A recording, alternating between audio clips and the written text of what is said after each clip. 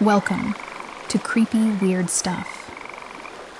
Tonight, we're diving into the eerie and mysterious world of Louisiana, a state rich in history and steeped in the supernatural. From the dark waters of the bayou to the shadowy corners of old plantations, Louisiana is a land where legends and ghost stories thrive. In this episode, we're sharing a collection of some of the most chilling tales from the heart of the South. Whether it's the haunted mansions of New Orleans or the restless spirits that roam the swamps, these stories will transport you to a place where the line between the living and the dead is often blurred. Dim the lights, grab a blanket, and prepare to be captivated by the spine-tingling tales that make Louisiana a haven for all things eerie. Remember, these aren't just stories. They are glimpses into the eerie mysteries, inviting you to peer through the veil of the unknown. Dark Tales from the Bayou.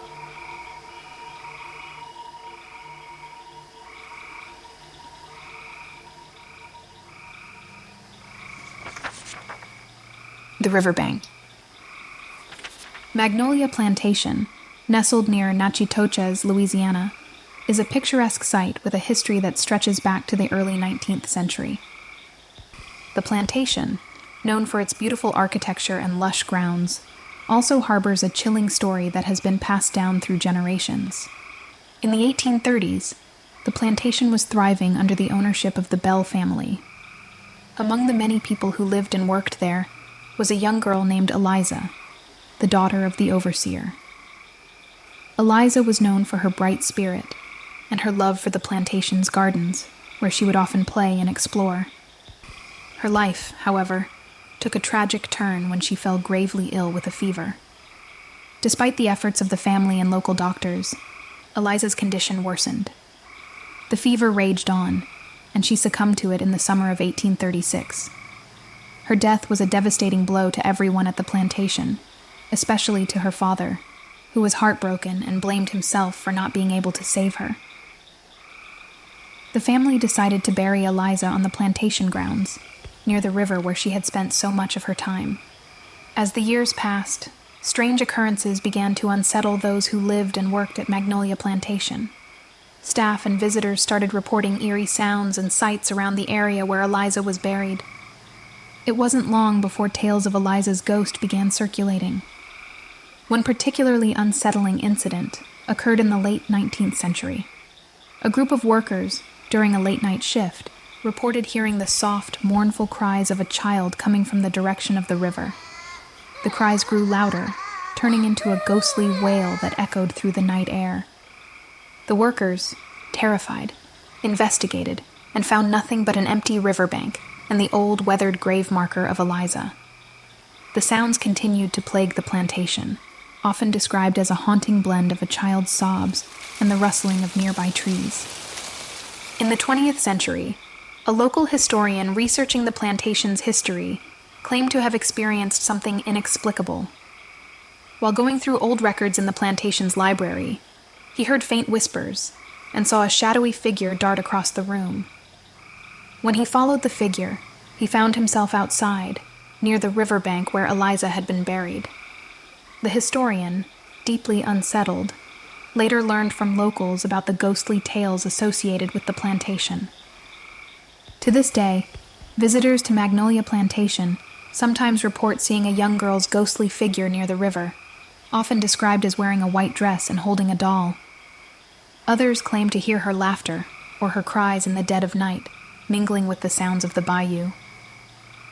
The stories of Eliza's restless spirit continue to be a poignant reminder of the tragic past and the lingering presence of those who once walked the grounds of Magnolia Plantation.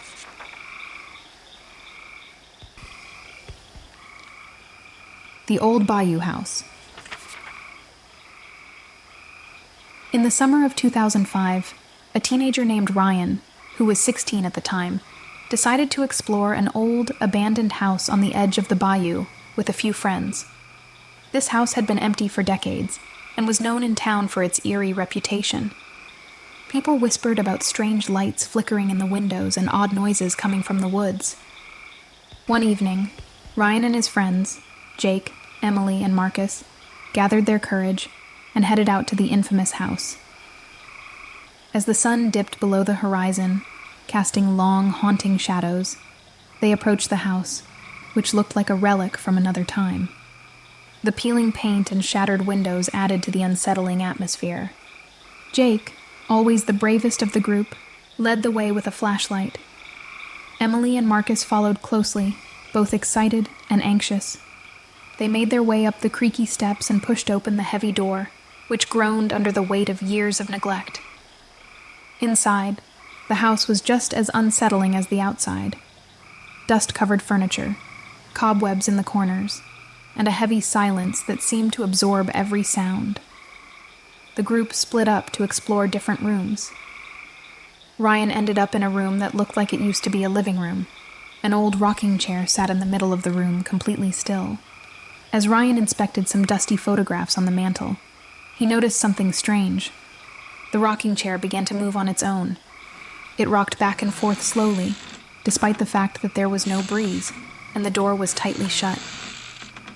Ryan's heart raced, and he called out to his friends, but his voice seemed to vanish into the oppressive air. Suddenly, Emily screamed from somewhere in the house. Ryan and the others rushed to her side and found her standing in a corner, trembling. She pointed to a dark figure at the end of the hallway. This shadowy form seemed to waver and shift, almost like smoke. Marcus tried to approach it, but the figure disappeared before they could get close, leaving behind a bone-chilling cold.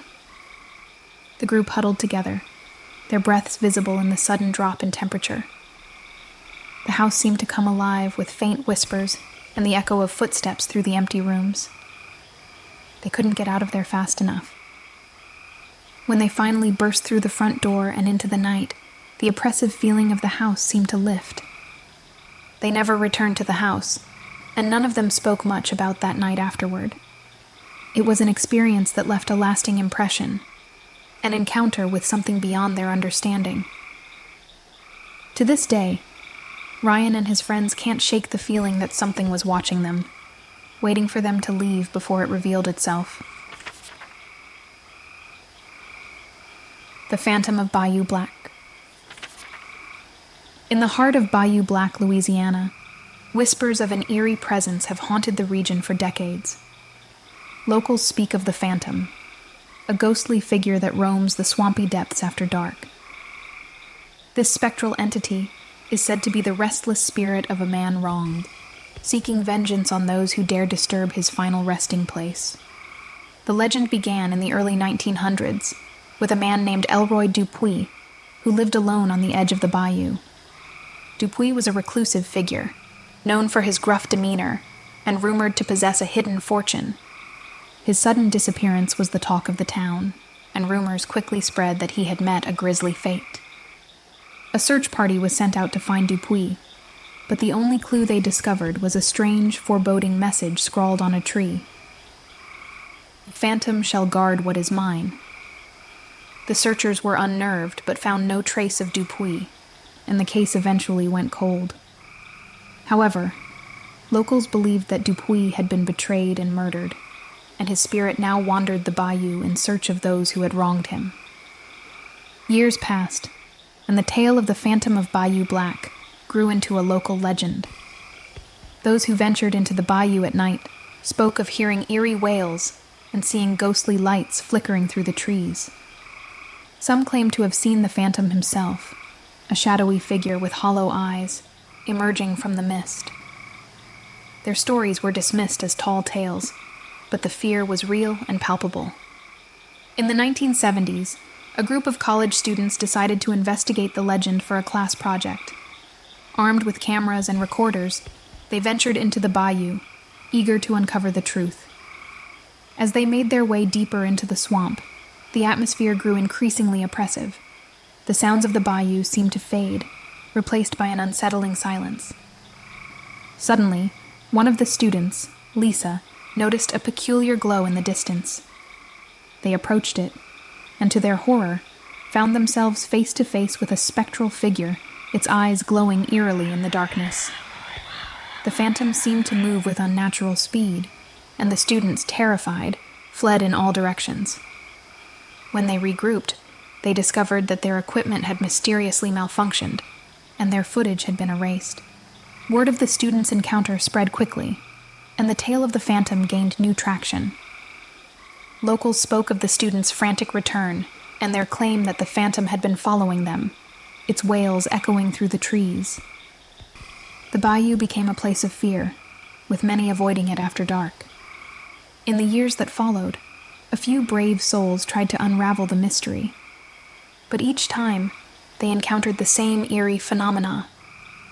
Some reported feeling an icy grip on their shoulders, while others saw shadowy figures darting between the trees. The phantom seemed to grow bolder, its presence more palpable, and its rage more intense. A local historian, Dr. Evelyn Roberts, decided to delve into the archives to uncover the truth about Elroy Dupuis. She discovered that Dupuis had indeed been involved in a violent dispute over land, and had been betrayed by those he trusted. The betrayal led to his untimely death, and it became clear that his spirit was bound to the bayou, driven by a desire for retribution.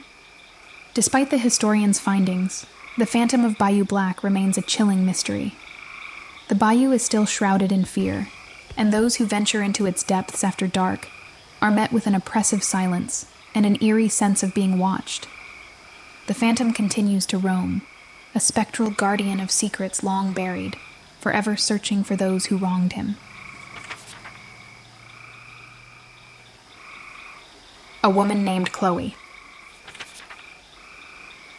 Once upon a time, in the charming town of St. Francisville, Louisiana, there stood a grand estate known as the Myrtles Plantation. This majestic home, built in 1796, was surrounded by sprawling gardens and ancient oak trees. Over the centuries, it witnessed countless events, some of which left a haunting legacy that still lingers to this day. In the early 1800s, a young slave named Chloe worked at the Myrtles. Chloe was a kind woman, but was punished severely when she was caught eavesdropping on her mistress. As a consequence, her ear was cut off, leaving her disfigured and heartbroken. To hide her injury and her shame, Chloe wore a green turban at all times. But the pain of her punishment and her deep-seated anger seemed to follow her wherever she went, fueling rumors that she sought revenge for her suffering. The plantation's peaceful appearance belied the darkness that loomed within its walls. One fateful day, tragedy struck when the wife and children of the plantation's owner fell ill and died under mysterious circumstances. The rumors soon spread that Chloe, driven by her bitterness, had poisoned them. The family had been served a cake laced with poison, and their untimely deaths only deepened the dark cloud hanging over the Myrtles. As the years went by, the mansion became known for its strange occurrences. Visitors and staff began to report eerie sightings and unsettling sounds. The most famous ghostly figure was a little girl, believed to be one of the poisoned children. Guests often spoke of seeing her ghostly image playing on the estate's grounds, or hearing her cheerful laughter echo through the empty halls, a stark contrast to the mansion's tragic past. The story of the Myrtles was further enriched by the discovery of ghostly figures in old photographs. People began to notice strange shapes and faces appearing in pictures taken at the plantation. These mysterious images, which were not visible to the naked eye at the time of the photograph, added a chilling layer to the already eerie reputation of the mansion. The Myrtles Plantation's reputation as a haunted location grew, attracting ghost hunters from across the country. These investigators conducted their own research and reported unusual phenomena, including strange electromagnetic readings and unexplained disturbances. Their findings only heightened the plantation's allure as a site of supernatural interest. Guests who ventured to the Myrtles often reported hearing inexplicable noises, soft footsteps in the hallways, faint whispers, or doors creaking open on their own. These occurrences seemed to be echoes from the past, as if the spirits of those who once lived and died there were still trying to make their presence known. The plantation's ancient oak trees, which have stood for centuries, were also part of the ghostly lore. Some believed that these venerable trees held a spiritual significance, and many visitors reported seeing ghostly figures or feeling an eerie presence around them. The trees seemed to serve as silent witnesses to the stories of sorrow and mystery that surrounded the Myrtles. Despite the unsettling tales, the Myrtles plantation remained a popular destination for history enthusiasts and those intrigued by the paranormal. Visitors were drawn to its historic charm and the chance to experience its legendary ghosts. The mansion's rich history, combined with its ghostly tales, made it a fascinating place to explore. Whether one is a skeptic or a believer in the supernatural, the Myrtles plantation offers a compelling narrative of history intertwined with mystery. Its storied past and the tales of its haunted inhabitants create an enduring legacy, captivating the imaginations of those who step through its doors and venture into its shadowy corridors.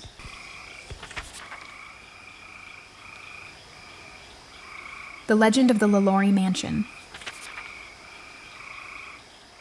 The Lalaurie Mansion is located in the French Quarter of New Orleans, Louisiana. Built in the early 1800s, it was once the home of Dr. Louis Lalaurie and his wife, Delphine. The mansion is known for its beautiful architecture, but it's also famous for something much darker. People believe the house is haunted because of the terrible events that happened there. Delphine Lalaurie was a wealthy and well-known socialite in New Orleans.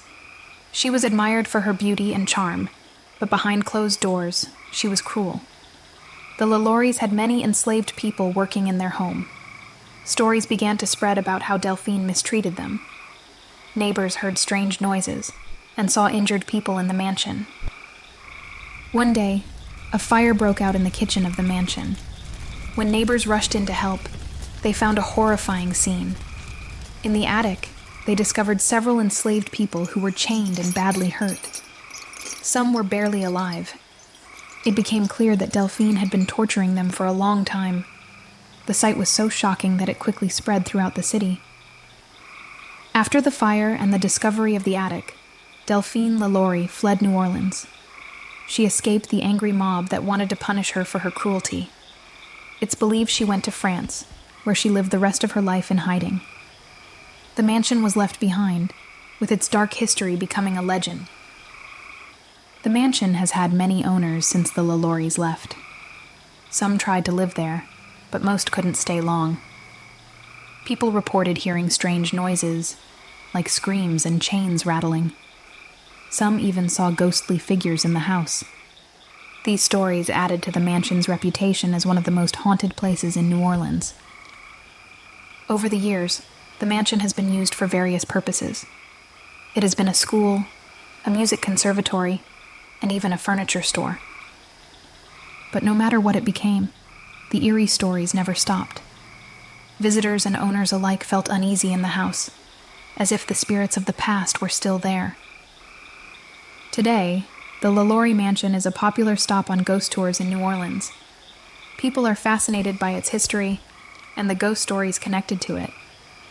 Some say they feel a cold breeze or a chill when they walk by the house.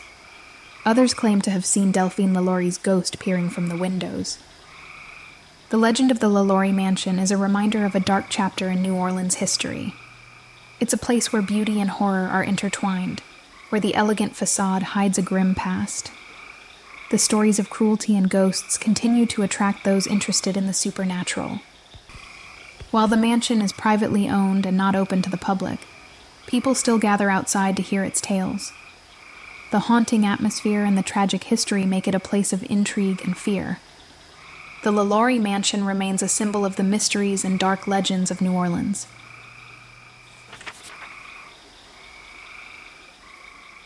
Echoes of the Queen Anne Mansion. The Queen Anne Mansion stands as a grand old relic in a quiet town, its Victorian charm both beautiful and eerie. Built in the late 1800s, its tall towers and intricate woodwork draw admiration, yet whispers of its dark history linger. It's said that the mansion holds more than just memories. It holds the restless spirits of those who once lived there. Long ago, a wealthy family owned the mansion, known for their extravagant parties. One stormy night, amidst laughter and music, tragedy struck. A fire broke out, and chaos ensued as guests fled. In the confusion, a young woman named Emily never escaped. Since then, her presence is said to haunt the mansion, a ghostly figure bound by sorrow. Over the years, the mansion changed hands many times, but no one stayed for long. Strange noises echoed through the halls, footsteps when no one was there, faint whispers in the dark. Some claimed to see a figure in white standing at the windows, her eyes filled with sadness. These eerie tales spread, casting a shadow over the mansion's grandeur. When Mark and Lisa bought the mansion, they were enchanted by its beauty, eager to restore it. But their excitement turned to fear as they experienced the inexplicable. Doors creaked open on their own, and cold drafts filled the rooms. They often felt an unsettling presence, like unseen eyes watching their every move. Lisa, curious and brave, delved into the mansion's past. She uncovered the tragic story of the fire and Emily's untimely death. Convinced that Emily's spirit lingered, she decided to hold a ceremony to help the restless soul find peace. They lit candles and spoke softly, asking Emily to move on to the afterlife. For a brief moment, a calm settled over the house, a chilling peace that made them hopeful. But not everyone believed Emily's spirit was gone. Some townsfolk whispered that she remained, a silent guardian of the mansion. Visitors spoke of a chilling presence, a cold breeze, or the soft rustling of a dress. The mansion, they said, was not empty. It was watched over by the ghostly figure of a heartbroken young woman. Mark and Lisa continued to live in the mansion, transforming it into a bed and breakfast. Guests came, drawn by the house's beauty and the haunting stories that surrounded it. The mansion became a place of fascination and fear, a destination for those curious about the supernatural. To this day, the Queen Anne Mansion stands, its walls holding stories of the past and echoes of the unseen. Visitors often leave with tales of strange encounters, convinced they've felt Emily's presence. The mansion remains a chilling testament to the past, a place where the boundary between the living and the dead seems thin. The legend of the Queen Anne Mansion endures, a haunting reminder of the town's history and the mysteries that refuse to rest. Whether Emily's spirit truly lingers or not, the mansion's eerie allure continues to captivate those who dare to visit.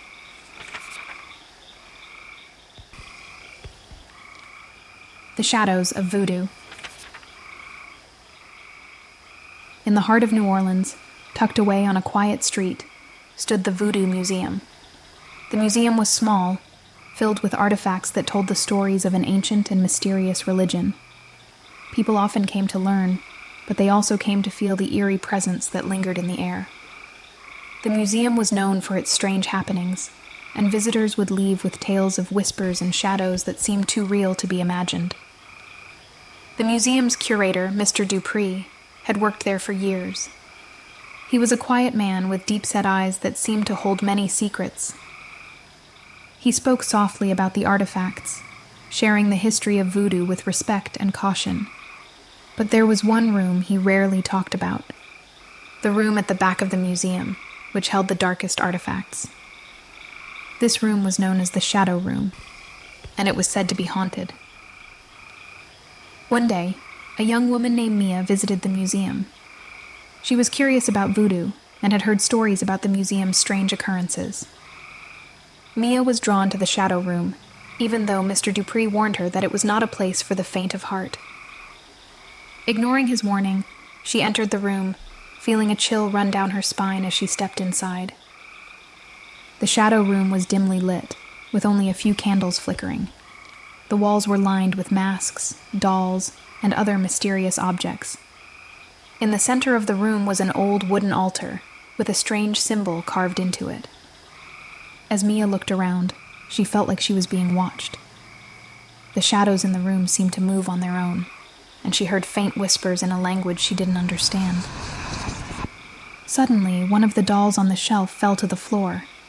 Mia jumped, her heart racing. She picked up the doll, noticing its glassy eyes seemed to follow her. As she set it back on the shelf, she felt a cold breeze brush past her. The candles flickered wildly, and the whispers grew louder, more urgent. Mia felt a sudden urge to leave the room, but something held her back. Mr. Dupree appeared in the doorway, his face pale. He told Mia that the shadow room was a place where the spirits of the past were strongest. He explained that some artifacts held the spirits of those who practiced voodoo, and they could be restless if disturbed. Mia listened, her fear growing as she realized she might have angered the spirits by entering the room without respect. As Mia and Mr. Dupree spoke, the shadows in the room began to shift and take shape. Mia could see faint figures forming in the darkness, their eyes glowing with a strange light. The whispers turned into soft chants, filling the room with an eerie melody. Mr. Dupree urged Mia to leave, but as she turned to go, she felt a cold hand brush against her arm. Mia rushed out of the shadow room, her heart pounding. She could still hear the whispers and feel the cold touch on her skin. Mr. Dupree closed the door behind her, sealing the room with a heavy lock. He told Mia that the spirits had been disturbed, and it would take time to calm them. He warned her never to return to the shadow room and to respect the power of voodoo. Shaken by her experience, Mia left the museum. She couldn't shake the feeling that something had followed her. That night, she had strange dreams of the shadow room and the figures she had seen. The whispers haunted her, and she felt the cold touch again, as if the spirits were reaching out to her from the darkness. Days passed, and Mia couldn't forget what happened in the Voodoo Museum. She tried to talk to friends about it, but no one believed her. The whispers still haunted her at night, and she often felt like she was being watched. She realized that she had brought something back with her from the museum, something that wouldn't let her go. Mia returned to the Voodoo Museum, seeking Mr. Dupree's help. He listened to her story and nodded, saying that the spirits had chosen her for a reason. He offered to perform a cleansing ritual to free her from the spirit's grasp. As the ritual began, Mia felt the cold touch fade away, and the whispers grew quiet. When it was over, she felt a strange sense of peace, but also a lingering fear of the power she had encountered. The Voodoo Museum remained a place of mystery and fear. Visitors continued to report strange occurrences, but no one dared to enter the shadow room. Mia never returned to the museum, but the experience left a mark on her soul.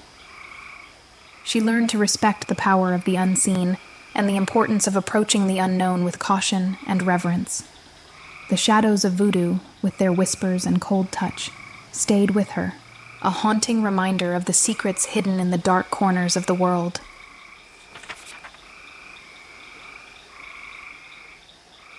The Restless Spirit. In the heart of Baton Rouge, Louisiana, the old state capitol stands as a reminder of the past. Its grand Gothic architecture casts long shadows, and inside, echoes of history seem to linger in every corner. One of the most intriguing tales involves Governor Henry Watkins Allen, a Confederate officer whose spirit is said to still wander the halls. During the Civil War, Governor Allen was a determined leader. He fought fiercely for Louisiana, always standing by his men and making difficult decisions. The war left deep scars on the state, and the old state capitol was no exception. It was damaged by fire and cannonballs, its grand halls reduced to ruins. Governor Allen, known for his dedication, would often spend late nights in the capitol, planning and writing. One particularly stormy night, he was in his office, deeply engrossed in his work. The wind howled outside, and thunder echoed through the empty corridors. As the night wore on, he felt a cold draft, though all the windows were shut. He brushed it off as just the old building's creaks and groans. Suddenly, the candle on his desk flickered, casting eerie shadows on the walls. The room felt colder, and Governor Allen heard faint whispers, like distant voices trying to speak to him. He stood up, trying to shake off the unsettling feeling. But as he walked toward the door, he saw a figure standing in the hallway. A woman in white, her face pale and eyes filled with sorrow. "Who are you?" he demanded, his voice echoing through the empty hall. The woman did not respond. She simply stood there, her eyes fixed on him. Governor Allen felt a chill run down his spine. He had heard stories of ghosts in the capital, but he never believed them. Until now. Determined to confront the apparition, he stepped closer. But as he reached out, the figure vanished into thin air. The whispers grew louder, and the cold draft turned into an icy gust. Governor Allen felt a presence, something unseen but undeniably there. He realized he was not alone. In the weeks that followed, Governor Allen's health began to decline. He became more withdrawn. His once fiery spirit dimmed. He spent less time in the capital, haunted by the memory of that night. But he could not escape the feeling that he was being watched, that the woman in white was still waiting for him. One night, unable to sleep, he returned to the capital, driven by an inexplicable urge. He walked through the darkened halls, each step echoing ominously. As he reached his office, the door creaked open on its own. Inside, the air was freezing, and the whispers were louder than ever. The woman in white appeared again, her eyes pleading. Governor Allen knew then that the capital was a place of unrest, a place where the past could never be forgotten.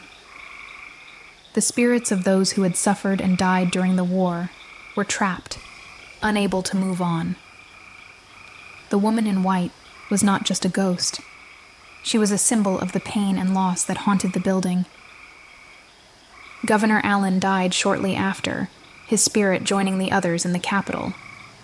Visitors and staff have since reported seeing his ghostly figure, dressed in his Confederate uniform, walking the halls. Some say he is still trying to protect Louisiana, even in death. Others believe he is searching for a way to finally put the past to rest. The old state capitol stands as a monument to history, its walls holding secrets and stories from long ago. The tale of Governor Henry Watkins Allen is just one of many, a haunting reminder of the sacrifices and struggles of those who came before. And as long as the Capitol stands, the ghosts of the past will continue to linger, their whispers echoing through the halls.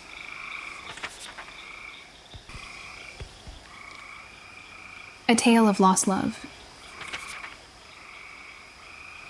The old state capitol in Baton Rouge, Louisiana, is not just a building.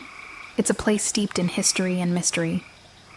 Among its many tales, one of the most poignant is that of the Lady in White, a ghostly figure who has been seen wandering the halls for over a century. Her story begins during the tumultuous times of the Civil War. The capital was a hub of activity, filled with soldiers and officials.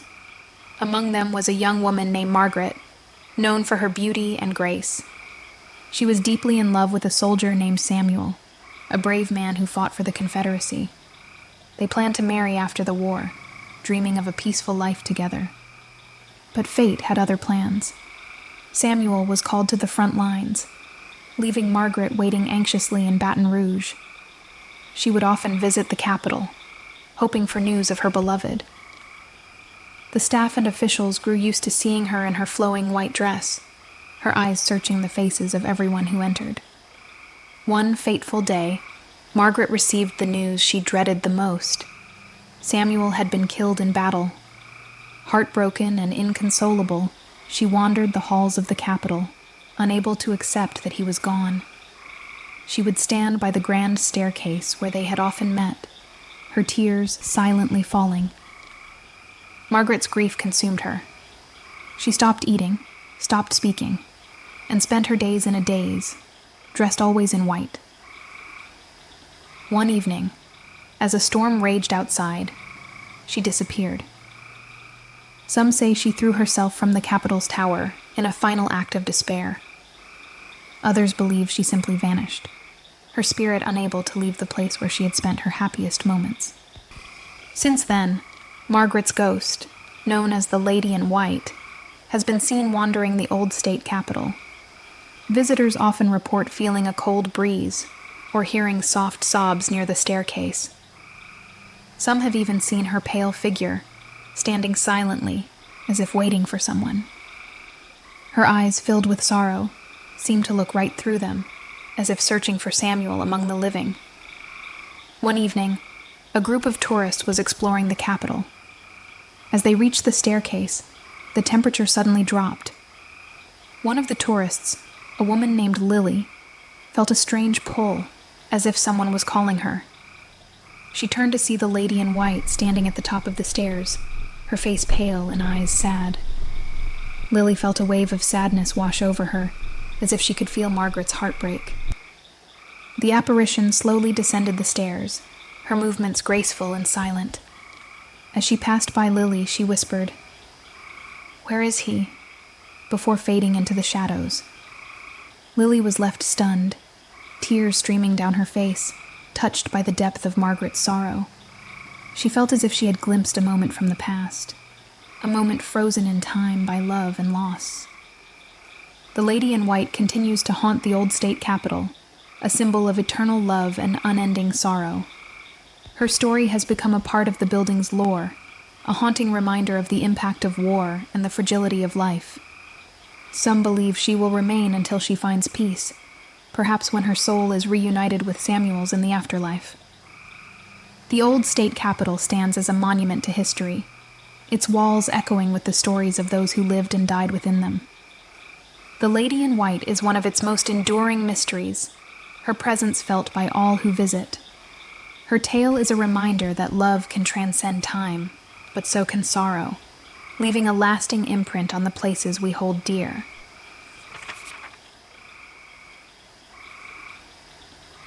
A haunting melody. Eliza was a young, talented pianist with a passion for music. In the early 1900s, she moved into the Pontalba buildings, drawn by the vibrant culture of New Orleans. The historic apartments, with their elegant ironwork and rich history, seemed like the perfect place for her to pursue her dreams. She hoped to find inspiration in the city's lively atmosphere and began teaching piano lessons to make a living. Her apartment was quaint but charming, with large windows that let in the warm, golden light of the city. Eliza quickly settled into her new home, spending her days teaching and her nights practicing her music. Her melodies often floated out into the quiet evening air, enchanting her neighbors and passers-by. But as the days turned into weeks, strange things began to happen. One evening, as she was practicing a new composition, she heard a faint knock at her door. Startled, she paused. But when she went to answer, no one was there. The hallway was empty, and only the soft creaking of the floorboards broke the silence. She shrugged it off as a trick of the mind and returned to her piano. But the air felt colder, and a shiver ran down her spine. The knocks became more frequent, always followed by the same emptiness behind the door. Eliza started to feel uneasy, especially when she began hearing whispers calling her name, seemingly from nowhere. The whispers were soft, almost pleading, and they echoed around her apartment, mingling with the notes of her music. One night, as she played, she felt a cold presence behind her, and the piano keys moved on their own, playing a haunting melody she had never heard before. Frightened, Eliza confided in her neighbors, but they had no explanation. Some of them had also heard the eerie music late at night, even when Eliza wasn't playing. Determined to uncover the truth, Eliza researched the history of the Pontalba buildings and learned about the tragic story of Baroness Michaela Almonester Pontalba, who had survived an assassination attempt and whose life was marked by sorrow and strife. Eliza became convinced that the Baroness's restless spirit was responsible for the strange occurrences. She decided to play a piece of music as an offering, hoping to soothe the troubled soul. Late one night, she sat at her piano and played the most beautiful, heartfelt melody she could muster, pouring all her emotions into the notes. As she played, the temperature in the room dropped, and the whispers grew louder, surrounding her in a chilling embrace. The shadowy figure of a woman appeared by the piano, her eyes filled with a deep, haunting sadness. Eliza's hands trembled, but she continued to play, her music becoming a silent conversation with the ghostly figure. When the last note faded, the figure lingered for a moment, then vanished, leaving Eliza alone in the silence. The cold presence lifted, and the whispers ceased. The haunting melody, which Eliza later named the Pontalba Lament, became her most famous piece, known for its haunting beauty and the story behind it.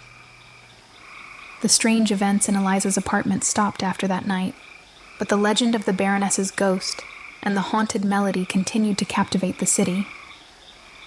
Eliza remained in the Pontalba buildings, her music now tinged with a deep, melancholic beauty. She never spoke of her encounter again, but she knew she had played a part in bringing peace to a restless soul. Visitors to the Pontalba buildings still speak of the haunting melody that echoes through the halls, a reminder of Eliza's mysterious and eerie experience. Some claim to see the shadowy figure of the Baroness, listening quietly as the ghostly music fills the air, a spectral echo of the past that haunts the present.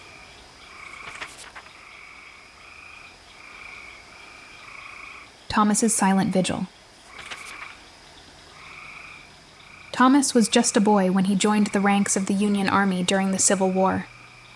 At 19, he was filled with youthful courage and dreams of honor and glory. He never imagined that his final days would be spent on the blood-soaked fields of Vicksburg. His unit was tasked with a crucial mission, to hold a strategic point against Confederate forces. The battle was fierce, and Thomas fought bravely, but in the chaos, he was struck down. As he lay on the battlefield, his life slipping away, he thought of home, wondering if he would ever be remembered. Thomas's body was eventually laid to rest in the Vicksburg National Cemetery, among thousands of other soldiers. But Thomas's story didn't end with his burial. For years after his death, strange occurrences were reported around his grave. Visitors to the cemetery spoke of a young soldier who appeared in the early morning mist, his eyes filled with sorrow. He would stand silently among the headstones, as if waiting for someone. One particularly haunting encounter involved a young girl named Emma. She had come to the cemetery with her family to visit a relative's grave. As she wandered among the headstones, she noticed a young man in a Civil War uniform standing near a tree. His eyes met hers, and she felt a wave of sadness wash over her. When she blinked, he was gone. Emma later described him to her parents, who found a photo of Thomas in the cemetery's records. She recognized him instantly. Thomas's spirit seemed bound to the cemetery, unable to move on. Some believed he was waiting for his comrades, hoping to be reunited with them in the afterlife. Others thought he was searching for peace, longing for a proper farewell that never came. His presence was a gentle one, filled with an air of melancholy rather than menace. One winter night, the cemetery's caretaker, Mr. Harris, was closing up when he heard a soft, mournful tune. Following the sound, he came upon Thomas's grave, where a faint, ghostly figure stood. The young soldier was humming a lullaby, a tune from his childhood. As Mr. Harris watched, the figure slowly faded, leaving behind a profound sense of loss. Mr. Harris, moved by the encounter, decided to honor Thomas's memory. He organized a small ceremony, inviting the local community to pay their respects. On the day of the event, as the sun set and the sky turned a deep shade of purple, people gathered around Thomas's grave. They lit candles and sang hymns, creating a moment of peace and remembrance. After the ceremony, the sightings of Thomas became less frequent. Some say the young soldier finally found the peace he was searching for, comforted by the acknowledgement of his sacrifice. Others believe his spirit still watches over the cemetery, a guardian of the past. Thomas's story has become a legend in Vicksburg, a reminder of the countless young lives lost in war. His silent vigil is a testament to the pain of those who fought and died far from home, their stories often forgotten. The cemetery remains a place of quiet reflection, where the whispers of the past linger among the headstones, and the memory of Thomas, the boy soldier, lives on.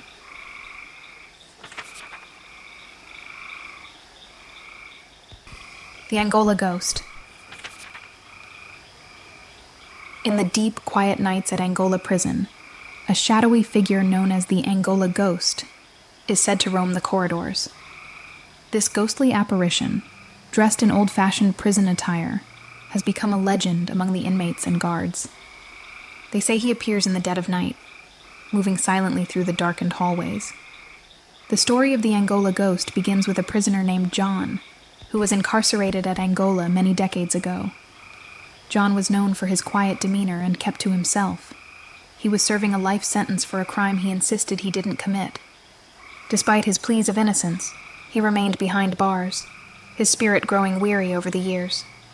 One night, a violent storm swept over the prison, causing power outages and chaos. Amid the darkness and confusion, John disappeared from his cell. The guards searched high and low, but he was nowhere to be found. Some speculated he had managed to escape, but no trace of him was ever discovered. The mystery of his disappearance only deepened when, a few weeks later, the sightings began. Inmates started reporting a strange figure wandering the prison at night. They described a man dressed in old-style prison clothes, his face pale and expressionless.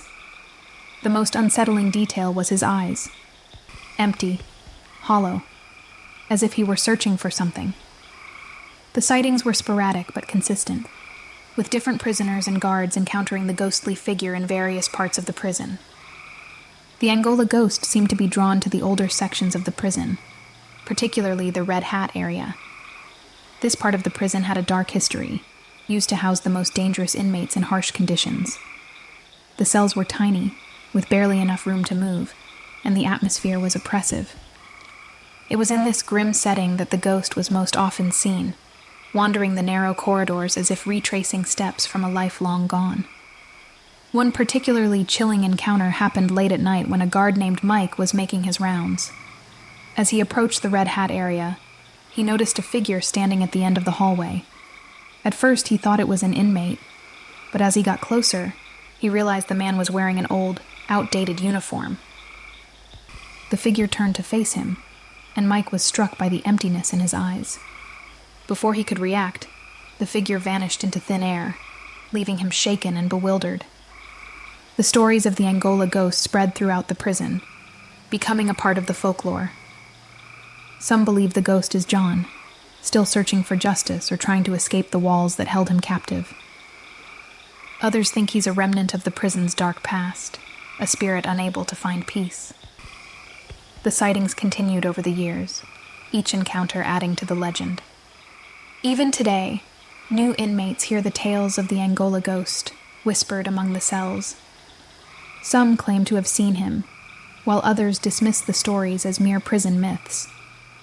Yet, the legend persists, a haunting reminder of the prison's history and the souls lost within its walls.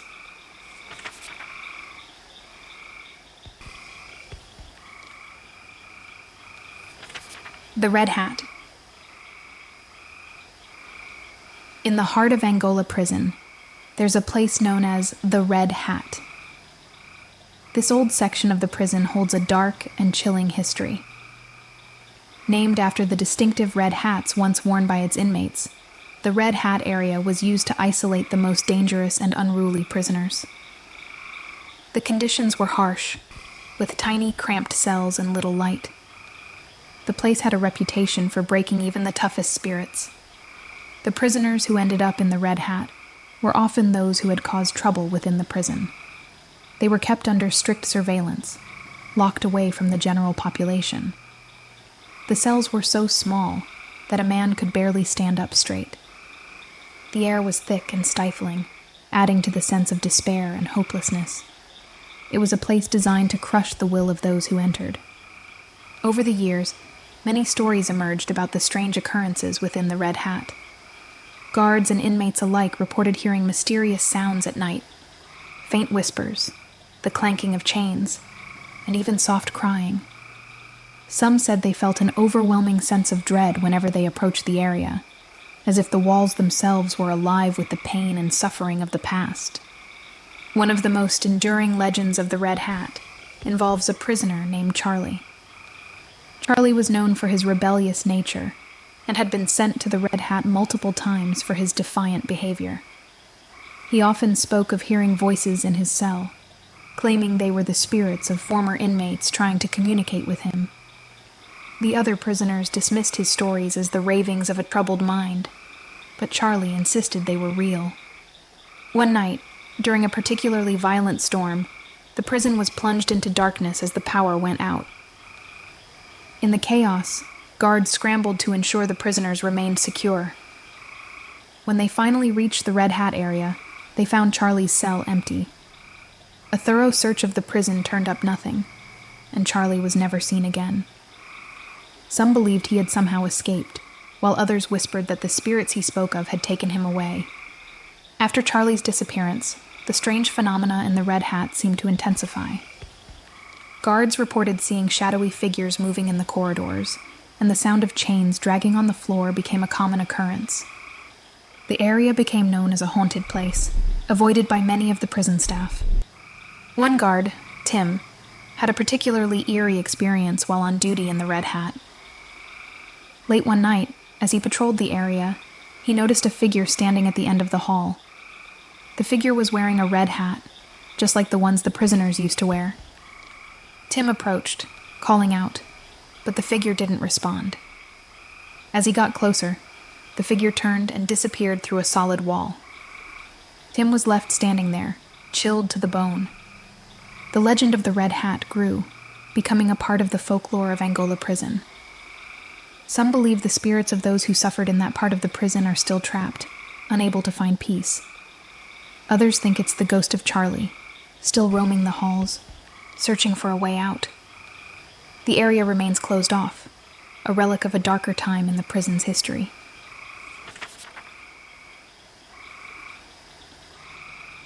The Restless Spirit of Monteleone. In the late 1800s, the Hotel Monteleone in New Orleans was bustling with travelers. Among them was a young boy named Maurice Bidre, full of life and curiosity. Maurice and his family had checked into the hotel, their excitement about the journey soon overshadowed by a dark twist of fate. Maurice, just 7 years old, fell mysteriously ill shortly after their arrival. Despite the best efforts of doctors and the hotel's attentive staff, his condition worsened. In a room on the 4th floor, Maurice took his last breath, leaving his parents in unbearable sorrow. The grief-stricken mother clung to the belief that her son's spirit lingered in the hotel, unable to find peace. From that day on, the Hotel Monteleone became a place of whispers and unexplained occurrences. Staff and guests began reporting sightings of a small, forlorn figure wandering the hallways. This ghostly boy was seen wearing old-fashioned clothing, his face etched with sadness. Many believed this was Maurice, searching for his mother in the afterlife. One particularly chilling night, a guest staying in room 401 awoke to a cold draft and a soft, childlike voice calling out, "Mama." As they turned on the lights, they saw a boy with a translucent glow standing by the bed. The figure vanished before their eyes, leaving behind an icy chill and a lingering sense of unease. The guest later learned about Maurice's tragic story, and couldn't shake the eerie feeling that they had encountered his spirit. Hotel staff, too, were not immune to Maurice's presence. Housekeepers would often find their cleaning supplies rearranged or discover unexplained cold spots in the hallway. One night, a night clerk reported hearing the faint sounds of a child's laughter echoing through the empty lobby, only to find no one there. Maurice's story also played out in unexpected ways. The hotel's famous carousel bar, with its rotating seats, became a hotspot for ghostly activity. Patrons claimed to feel a gentle tug on their clothing, or a light, playful nudge, as if Maurice's spirit was trying to engage with them. Some even saw glasses move on their own, as if an invisible child was reaching for them. As time passed, Maurice's legend grew, weaving itself into the fabric of the hotel's history.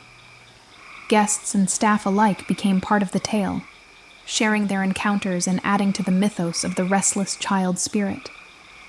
For many, the sense of being watched or feeling a cold hand brush against their own became a common part of their stay, Despite the unsettling nature of these experiences, Maurice's presence was not perceived as malicious.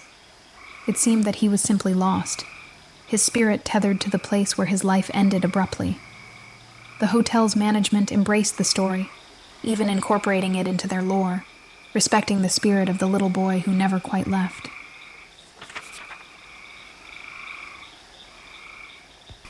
The Tragic Dance of Eloise. Eloise was a lively young girl, full of laughter and wonder, who lived in New Orleans during the early 19th century. Her family was well-to-do, and they often attended elegant parties at the grand ballroom of what is now the Bourbon Orleans Hotel. Eloise adored these events, where she would twirl in her favorite dress and dance under the dazzling chandeliers. Her joy was infectious, and she quickly became a favorite among the guests. One fateful evening, Eloise attended a grand ball hosted at the hotel. The ballroom was alive with music and laughter as guests waltzed and chatted. Eloise, dressed in a beautiful blue gown, was the center of attention as she danced with an elegant grace that belied her young age. Her infectious smile and twirling skirts made her the star of the evening. However, the night took a dark turn when a tragic accident occurred. During the festivities, a sudden commotion erupted. A heavy curtain caught fire from a nearby candle, and the flames quickly spread. Panic swept through the ballroom as people scrambled to escape the growing inferno. Eloise, frightened and separated from her parents, was caught in the chaos. Despite the efforts of those around her, she was unable to escape the smoke and flames that engulfed the room. The fire was eventually extinguished, but the damage was done. Eloise's young life was lost, and her absence was deeply mourned by those who knew her. The once lively and joyous girl was now remembered only through stories of her tragic fate. Her parents were devastated, and the ballroom, once a place of happiness, became a site of sorrow.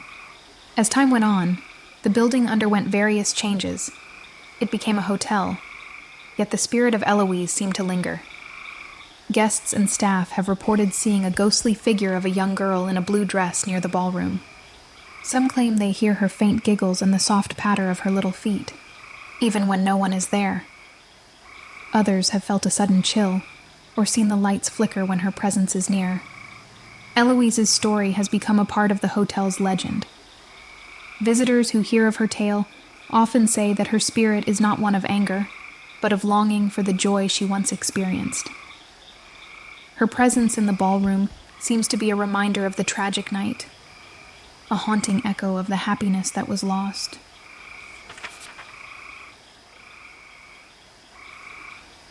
The Elegant Room 414. The Room 414 at the Bourbon Hotel is famous for its eerie reputation. It's not just a room, but a place where the line between the living and the dead seems to blur. Guests who have stayed there often share spine-chilling stories of strange occurrences and unsettling experiences that make Room 414 one of the most talked-about rooms in the hotel. The room itself is elegantly furnished, with classic decor that evokes the charm of a bygone era. But beneath its polished surface, Room 414 has a darker history. Many believe it to be one of the most haunted spots in the hotel, a place where the past is never quite put to rest. One of the most common experiences reported by guests is the feeling of a presence sitting on the edge of the bed in the middle of the night. It's as if someone unseen has taken a seat next to them, leaving them with an eerie sense of being watched. This sensation is often accompanied by the sound of rustling sheets or a cold, unsettling breeze that sweeps through the room without any apparent cause. The whispers are another frequent occurrence. Guests have reported hearing soft, disembodied voices conversing in hushed tones, even when the room is empty. The voices are often described as unintelligible murmurs, making the experience even more disconcerting. Some say the whispers sound like they're coming from just behind them, adding to the feeling of being watched or not alone. Personal belongings have a way of moving on their own in Room 414. Items like glasses, books, or even clothes have been found shifted or relocated, with no logical explanation for their movement. Guests have woken up to find their belongings in different places than where they had left them. fueling the belief that unseen hands might be at work. Another unsettling phenomenon reported in room 414 is the sudden and unexplained drops in temperature.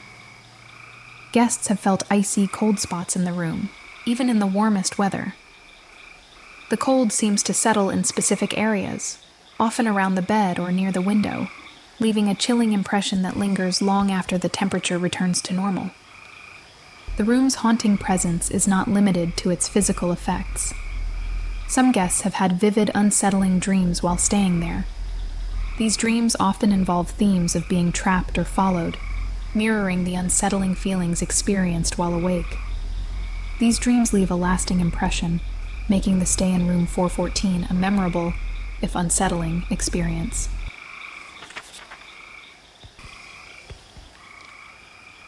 The Phantom of the Grand Ballroom. The Grand Ballroom of the Bourbon Orleans Hotel is renowned not just for its opulence, but for the ghostly occurrences that have made it a legend in New Orleans. The ballroom, with its high ceilings and intricate chandeliers, once hosted some of the most lavish gatherings in the city. Today, it's known for a haunting presence that refuses to be forgotten. In the late 1800s, during the height of its popularity, the ballroom was the scene of a fateful event. It was an extravagant masquerade ball, attended by the city's elite. Among the guests was a young woman named Isabella, known for her beauty and grace. She wore a stunning mask and an exquisite gown, capturing everyone's attention as she danced the night away. The evening seemed perfect, filled with laughter, music, and twirling couples. However, as the night wore on, a mysterious figure appeared on the edge of the ballroom. No one seemed to recognize him, but he was dressed in a dark, elegant suit and moved with an unsettling grace. His presence created a palpable sense of unease among the guests, though no one could pinpoint why. Isabella, caught up in the excitement, decided to dance with this stranger. As Isabella and the mysterious man danced, the music seemed to take on a haunting quality. The room grew colder, and the once lively atmosphere began to shift. The stranger's eyes, though hidden behind a mask, seemed to pierce through the darkness, and his touch was chilling. Despite the growing discomfort, Isabella continued to dance, captivated by the enigmatic figure. Without warning, the stranger led Isabella toward a secluded corner of the ballroom, away from the prying eyes of the other guests. It was here, under the dim light of an old chandelier, that the mood changed abruptly. The music stopped, and a sudden silence fell over the room. Isabella's joy turned to fear, as the stranger's demeanor shifted from charming to menacing. The guests, sensing something was amiss, began to search for Isabella, but she was nowhere to be found. When the ball ended and the guests left, Isabella was missing. The ballroom was thoroughly searched, but there was no sign of her or the mysterious man. The story of her disappearance was never fully explained, and though some claim to have seen the stranger leave with Isabella, no concrete evidence was ever found. Years passed, but the tale of Isabella and the masked stranger became a chilling legend. The ballroom, now part of the Bourbon Orleans Hotel, is said to be haunted by their story. Guests and staff frequently report eerie occurrences that seem to echo the night of the fateful ball. One of the most common experiences is the sudden appearance of a shadowy figure in the corner of the ballroom, dressed in an old-fashioned suit. Some describe seeing a young woman in a gown, dancing alone as if in a trance. The music, once lively, now plays faintly in the background, creating an atmosphere that is both beautiful and unsettling. Cold spots are often felt in the ballroom, especially in the area where Isabella and the stranger were last seen. These icy patches seem to appear without warning, adding to the ghostly ambiance of the room. Guests have also reported hearing the soft strains of a waltz, as if the music from that fateful night is still lingering in the air.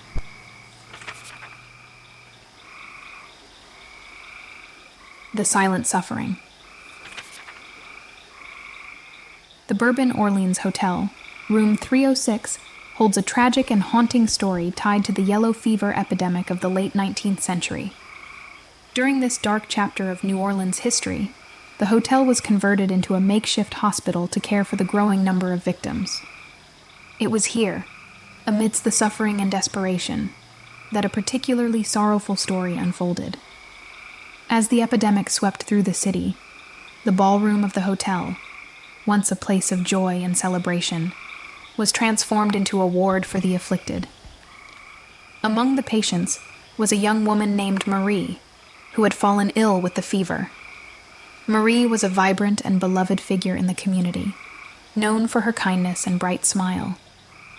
Her family, devastated by her sudden illness, sought refuge in the hotel, hoping that its care might save her. Room 306 was set aside for Marie and her family. The room, though meant to offer solace, became a place of deep despair. The fever ravaged Marie's body, and the once hopeful atmosphere turned somber. Her family stayed by her side, their faces etched with worry and sadness as they watched Marie's condition worsen each day. Despite the best efforts of the medical staff, Marie's condition deteriorated rapidly. The fever was relentless, and the hotel, overwhelmed by the sheer number of cases, could only offer limited comfort. On a particularly bleak evening, with the moon casting a dim light through the room's window, Marie succumbed to the illness. Her passing was a profound loss, not just to her family, but to the entire community that had rallied around her. After her death, Room 306 became a place of mourning. The staff and guests who stayed in the room after the epidemic ended often reported unsettling experiences. Many claimed to hear faint, sorrowful cries in the dead of night, as if the room itself was grieving for Marie. The sound of soft footsteps and the rustle of bedclothes were frequently reported, even when the room was empty. Guests who stayed in room 306 described a chilling presence that seemed to linger in the room. Some spoke of a cold, unexplainable breeze that would sweep through the room, even on the warmest nights. Others reported seeing fleeting shadows and feeling a heavy sadness that pervaded the space. The most chilling accounts came from those who awoke to find their belongings moved or shifted, as if touched by an unseen hand. The tragic story of Marie and the suffering endured in room 306 became part of the hotel's haunted lore. It is said that her spirit, unable to find peace, remains in the room, mourning the loss of her life and the helplessness she felt in her final days. The room's somber energy serves as a haunting reminder of the epidemic's impact and the lives it claimed.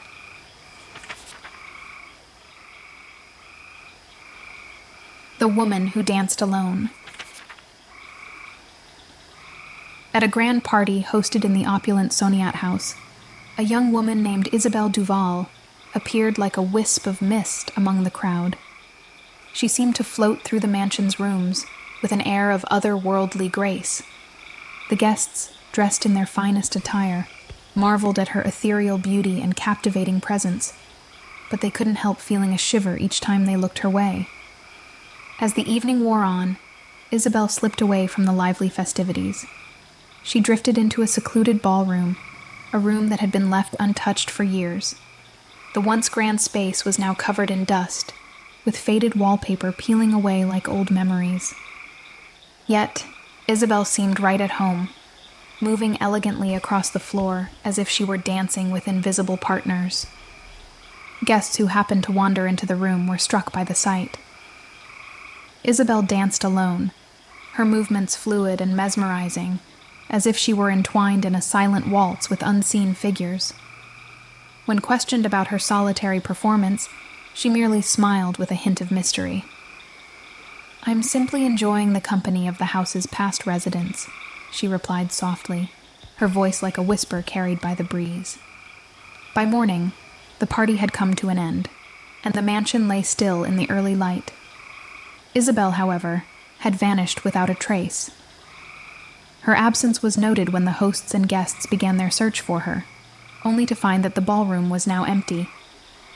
There was no sign of Isabelle, no belongings left behind, and no clue as to where she had gone. The search extended throughout the mansion and its grounds, but there was no sign of the enchanting dancer. It was as though she had been nothing more than a fleeting apparition, a ghostly vision conjured by the mansion's old secrets, Some guests speculated that she had slipped away into the night, while others whispered that she had been claimed by the very spirits she had seemed to be dancing with. As the days passed, rumors about Isabel's disappearance began to swirl. Some said she had become so enthralled by the spirits of Soniat House that she could no longer distinguish between the living and the dead.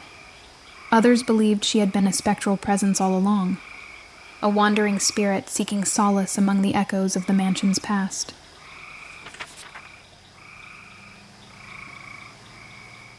The Merchant's Rage. When Soniat House was first constructed in the 1850s, it was a marvel of luxury and elegance. But beneath its grand facade lurked a shadowy unease. The mansion, built by a wealthy cotton merchant named Charles Fontaine, was a symbol of his success and ambition. Yet, it was also a reflection of his harsh and demanding nature. Charles Fontaine was known for his strictness and fiery temper. His presence was a force to be reckoned with, and it extended well beyond his working hours. The mansion's servants, employed to maintain the estate, often felt the weight of his anger even when he was away. His heavy footsteps, filled with frustration and displeasure, would echo through the vast halls long after he had left for the day. The servants would whisper among themselves about the strange sounds that filled the mansion at night. They spoke of the unmistakable thud of boots on wooden floors, the sound of doors slamming, and the muffled shouts that seemed to reverberate through the walls. It was as if Charles's temper had become a permanent fixture in the house, an angry spirit trapped within its confines. As time went on, the mansion's grand rooms and elegant decor became shrouded in a sense of foreboding. The echoes of Charles Fontaine's rage seemed to seep into every corner. The servants reported feeling cold spots in certain rooms, as if the temperature had dropped whenever they passed through, and they often experienced sudden gusts of wind despite the windows being tightly shut. Visitors to the mansion would sometimes describe a feeling of unease, as though they were being watched by unseen eyes. They would hear whispers and footsteps, but when they turned around, the rooms were always empty. The mansion, while beautiful, had an unsettling aura that seemed to follow anyone who walked its halls. One particularly eerie incident involved a guest who stayed overnight in the mansion. She awoke in the dead of night to the sound of footsteps pacing back and forth outside her door. The noise continued for hours, growing louder and more frantic, until it suddenly stopped. When she opened the door to investigate, she found nothing but silence and darkness.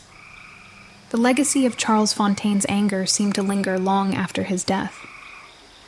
Though the mansion changed hands over the years, the stories of his restless spirit continued.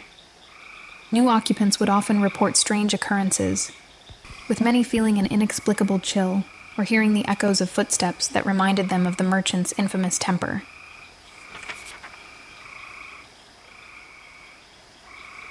The Ancient Oak Tree. The garden of Soniat House is a place where time seems to stand still. Once a lush and vibrant retreat, it has now become a wild tangle of overgrown vines, ancient trees, and crumbling statues. The garden's natural beauty has given way to an eerie, untamed wilderness, where the air is thick with mystery and whispers of the past. In the heart of this garden stands an old, iron-wrought gazebo, now enshrouded in ivy and shadow. It was once a place of elegant gatherings and serene moments, but now it seems to be a forgotten relic, abandoned by all but the creeping vines and the whispers of the wind. The locals tell tales of strange occurrences linked to this very spot, suggesting that the gazebo holds secrets of its own. The most peculiar stories revolve around the garden's ancient oak tree, a towering giant with gnarled branches that seem to reach out like skeletal fingers. According to legend, this tree was planted by Charles Fontaine himself, who had a deep fascination with botany and the occult. He was said to have conducted mysterious rituals under its boughs, seeking to harness the power of nature for his own purposes.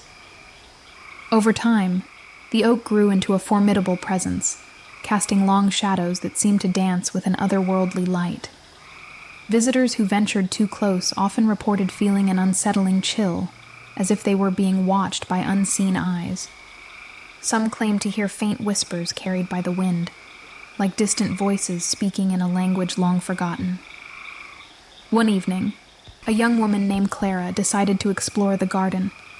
She had heard the stories of the Whispering Oak and felt an irresistible urge to uncover its secrets. Armed with nothing but a flashlight and a journal, she ventured into the overgrown wilderness, her footsteps crunching softly on the fallen leaves.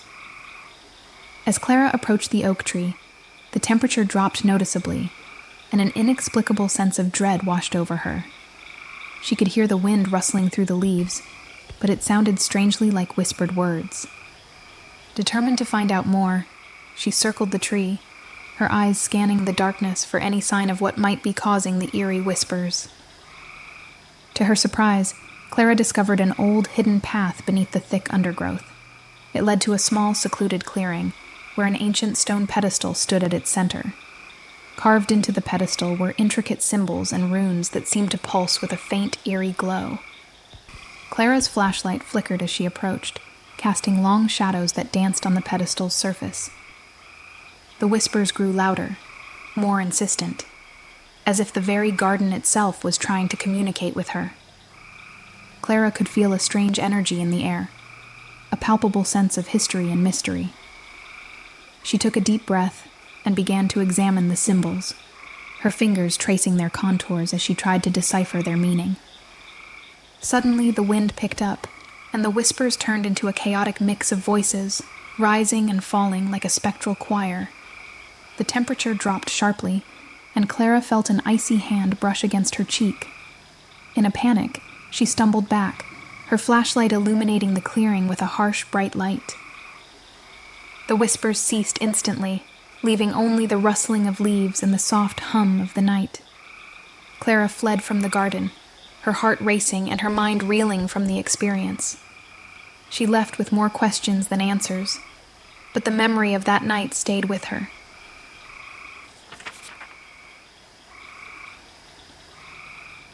The attic.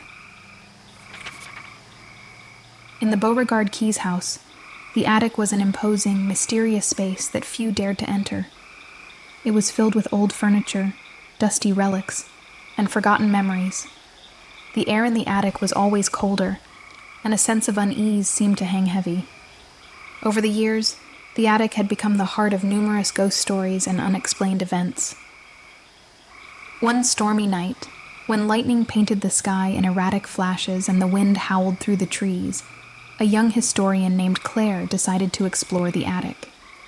Claire was known for her courage and curiosity, traits that often led her to investigate the unknown. She had heard the rumors about the attic and wanted to uncover the truth behind the eerie tales. As she climbed the creaky, narrow staircase leading to the attic, the air grew colder, and the atmosphere seemed to thicken. The old wooden door at the top of the stairs groaned as Claire pushed it open. Inside, the attic was dimly lit by a single flickering light bulb. Dust motes danced in the weak light, and the air smelled of mildew and age. Claire began her search among the cobweb-covered furniture and faded portraits. The silence was broken only by the occasional crackle of lightning outside and the distant rumble of thunder. As she sifted through old trunks and boxes, she noticed something peculiar, a large ornate mirror standing in the corner of the room. The mirror's frame was gilded, its surface darkened with age, and it seemed oddly out of place among the dust-covered relics. As Claire approached the mirror, she felt an inexplicable chill. Her breath fogged up the glass, and she wiped it away with her sleeve. As she did, the reflection in the mirror seemed to shift. The room behind her appeared blurry and distorted, but then she noticed something more alarming. Shadowy figures moving in the reflection, even though the attic was empty. Claire's heart raced as she turned around, but there was no one there. She looked back at the mirror, and the shadows seemed to grow more distinct. They appeared as ghostly shapes, hazy figures dressed in old-fashioned clothing, their faces obscured but their eyes staring directly at her. Determined to understand what was happening, Claire began to investigate further. She moved the mirror to another part of the room, hoping to see if the strange reflections would change. As she did, the shadows in the mirror became more agitated, moving frenetically as if trying to escape. Suddenly, the temperature in the attic dropped sharply, and Claire felt an overwhelming sense of dread. The shadows in the mirror began to coalesce into clearer forms. A man in a tattered uniform, a woman in a long gown, and a child in a small, old-fashioned dress. The figures seemed to be trapped, their expressions filled with longing and sadness.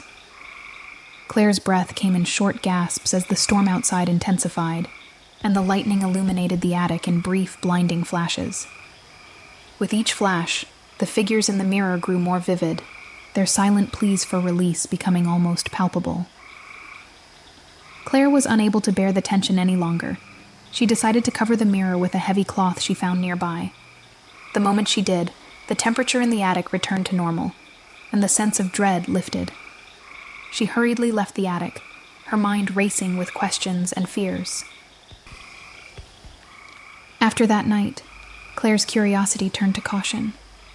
The attic remained a place of whispers and shadows, a reminder of the souls who seemed trapped within its confines. She never ventured into the attic again, and the mirror was left covered, a silent witness to the mysteries that lay hidden within the Beauregard Keys house.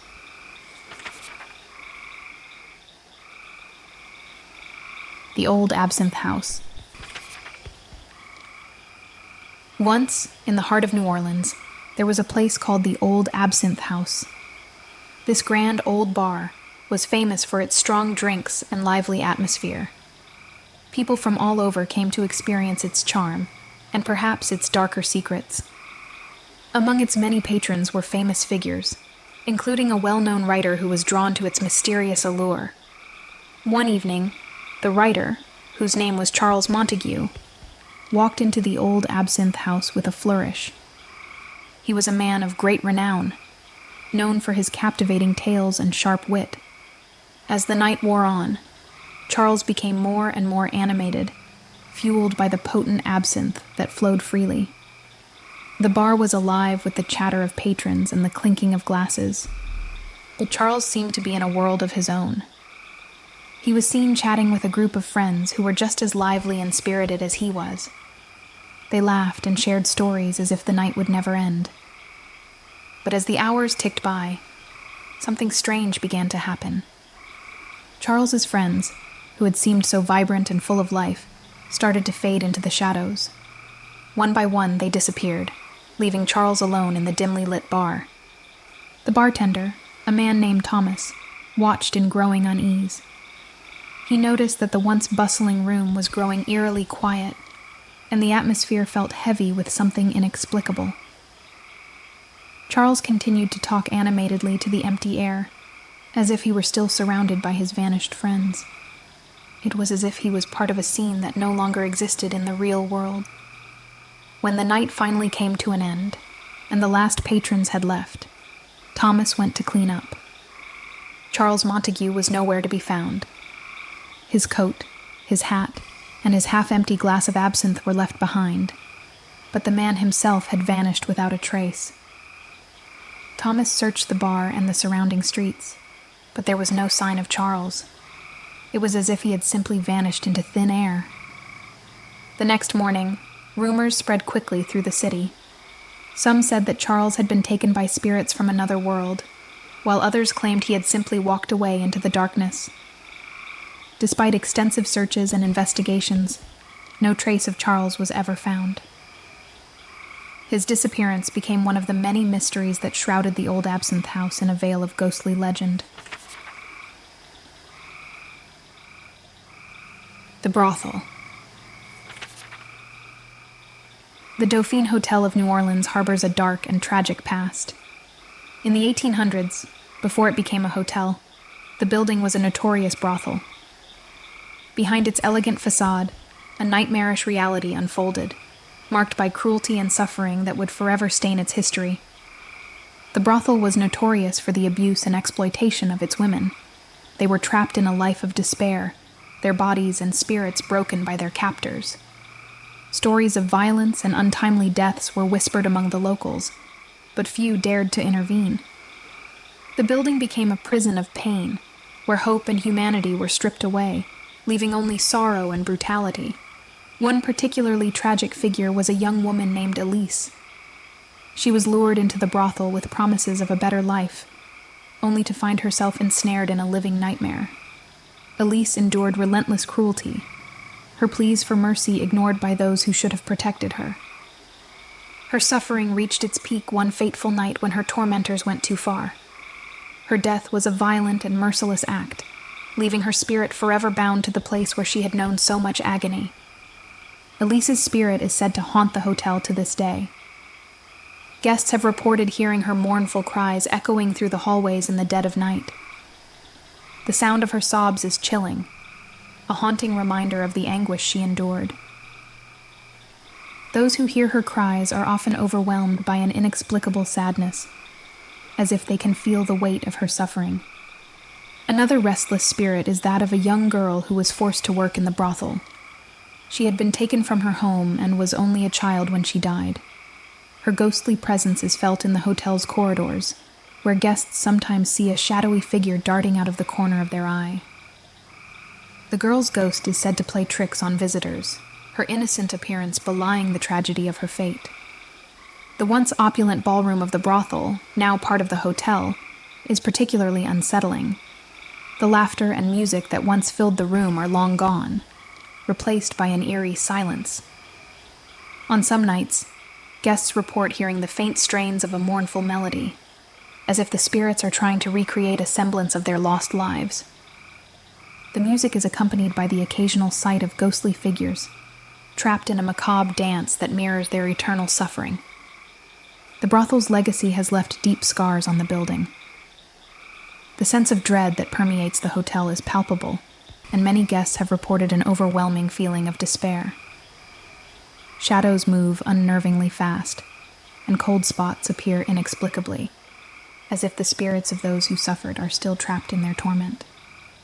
One visitor, staying in room 304, experienced a nightmarish encounter. She was awakened by a cold, ghostly hand gripping her wrist. Her screams were met with silence, and when she turned on the light, the room was empty. The terror she felt was so profound that she checked out immediately, vowing never to return. The hotel's staff are well aware of the building's haunted history and have their own share of chilling stories. They speak of flickering lights and sudden drops in temperature that signal the presence of restless spirits. Many have witnessed objects moving on their own, as if the ghosts are trying to communicate their suffering. Despite the tragic and horrifying tales that surround the hotel, it continues to attract visitors. Some come seeking the thrill of the supernatural, while others are drawn by the tragic history that haunts its halls. The building stands as a grim reminder of the past, where the shadows of its history linger, whispering tales of sorrow and cruelty to those who dare to listen.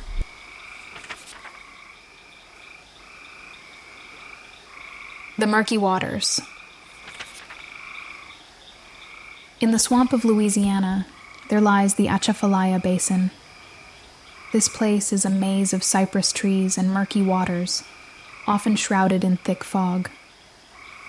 The locals tell tales of the swamp's mysteries, stories that have been passed down for generations.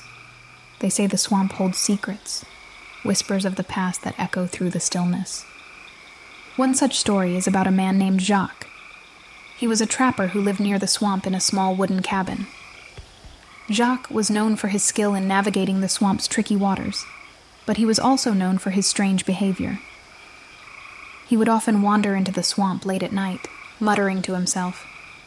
The locals thought he was just eccentric, but some whispered that he had seen things in the swamp that had driven him mad. One night, Jacques didn't return from one of his trips. The next morning, his boat was found drifting near the edge of the swamp, empty. The only clue to his disappearance was a series of strange markings carved into the boat's side. They looked like symbols, but no one could understand their meaning. Some said they were a message from the spirits of the swamp. As time passed, more people began to disappear. Hunters, fishermen, Even curious tourists who wandered too far into the swamp were never seen again. The locals started to avoid the swamp, fearing the curse that seemed to hang over it. They spoke of ghostly lights floating above the water, leading people deeper into the mire where they would vanish without a trace. One of the most chilling tales is about a woman named Marie. She was a healer who lived near the swamp, known for her knowledge of herbs and remedies. Marie was well liked, but she kept to herself, rarely speaking about her past. One day, she too disappeared. Her house was found abandoned, with herbs scattered across the floor and strange symbols drawn on the walls. It was as if she had been in the middle of some ritual and had been taken away suddenly. Some believe that Marie had discovered something in the swamp, something ancient and powerful. They say that the swamp had called to her, just as it had called to Jacques and the others, but no one knows what she found or what happened to her. The swamp remains silent, keeping its secrets hidden beneath the dark waters. Over the years, the stories have grown, becoming more twisted and eerie. People talk about hearing voices in the swamp, whispers that seem to come from nowhere. Some say they have seen figures moving among the trees, glimpses of pale faces staring out from the shadows. The locals avoid the swamp at all costs, warning outsiders to do the same. Despite the warnings, some brave souls still venture into the swamp, drawn by curiosity or the lure of adventure. But they often return with tales of strange sounds and sightings, and a feeling of being watched. Those who don't return are quickly forgotten, their names added to the long list of the swamp's lost.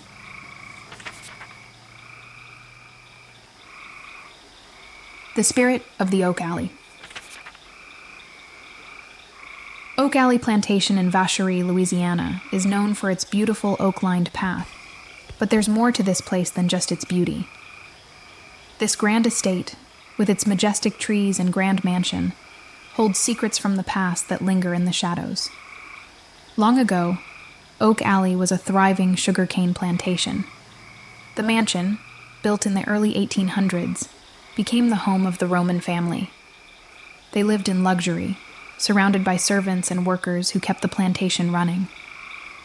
But life wasn't easy for everyone at Oak Alley. The enslaved people who worked the land endured harsh conditions and long hours, their lives hidden behind the grandeur of the estate. One of the most eerie stories from Oak Alley involves a woman named Sarah. She was a housemaid who worked closely with the Roman family. Sarah was known for her kindness and gentle nature, but she was also rumored to have a deep connection to the spirit world. Some say she could see things others couldn't, sensing the presence of restless souls.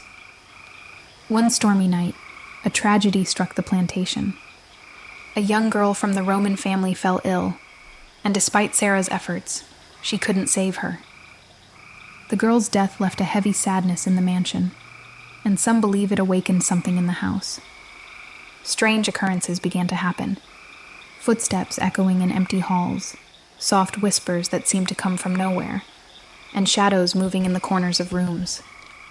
Sarah, heartbroken by the loss, became withdrawn. She spent more time alone, often seen wandering the oak-lined path at dusk. One evening, as the sun set and the shadows lengthened, Sarah vanished. Some say she left the plantation to find peace, but others believe she became a part of Oak Alley itself, her spirit bound to the place she called home.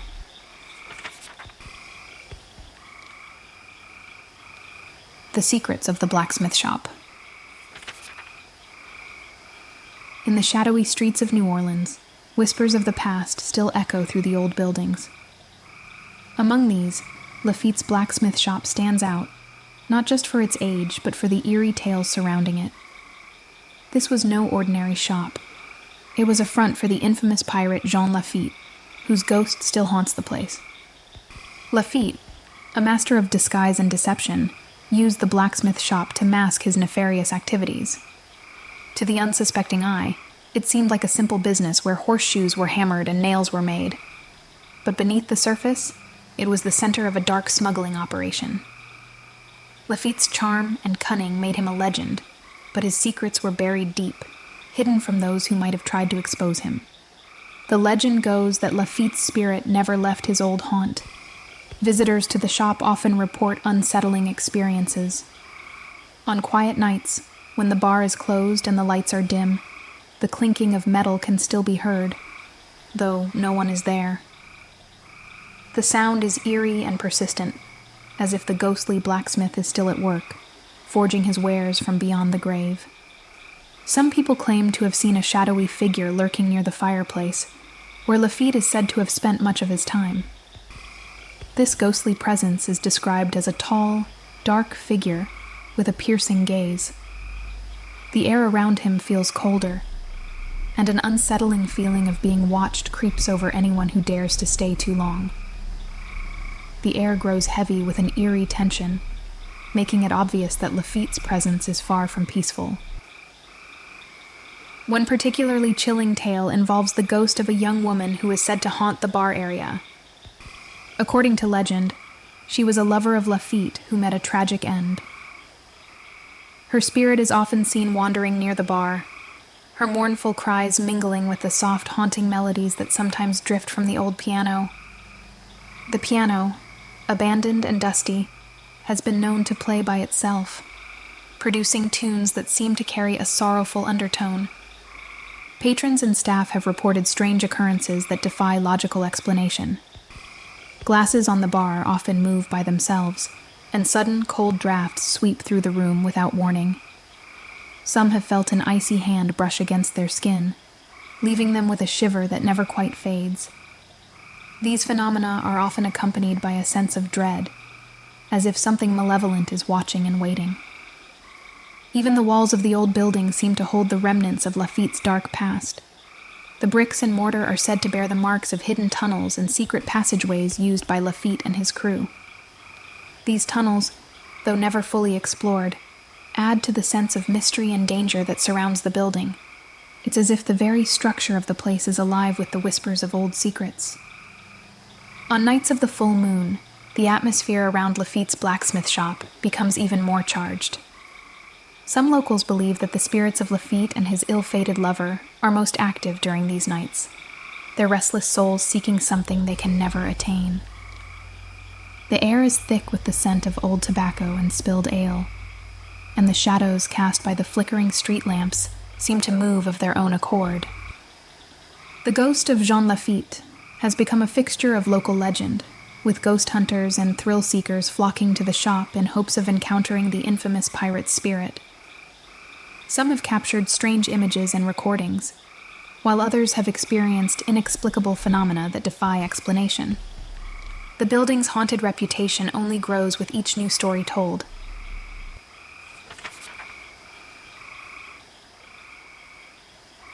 The Forgotten Fort.